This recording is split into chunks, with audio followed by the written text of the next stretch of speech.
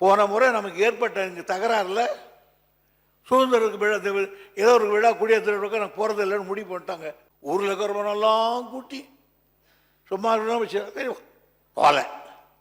ஆனால் அவரை ஃபோன் பண்ணார், குடியரசு தினத்துக்கு ஃபோன் பண்ணார்.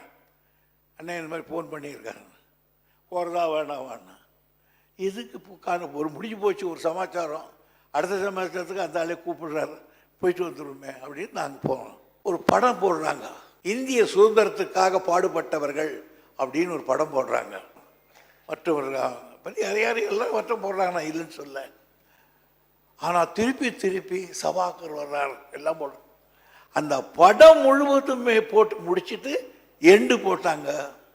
ஆனால் மகாத்மா காந்தி படத்தையோ நேருவின் படத்தையோ போடல.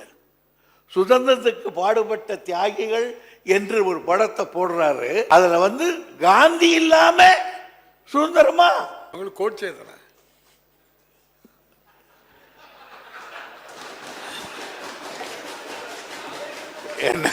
என்ன பண்ற தலைவரே, இதை நீங்க சொல்றீங்க பரவாயில்ல. நாங்க அந்த வார்த்தையை நாங்க எடுக்க முடியாது. இல்லை இருக்கட்டும்.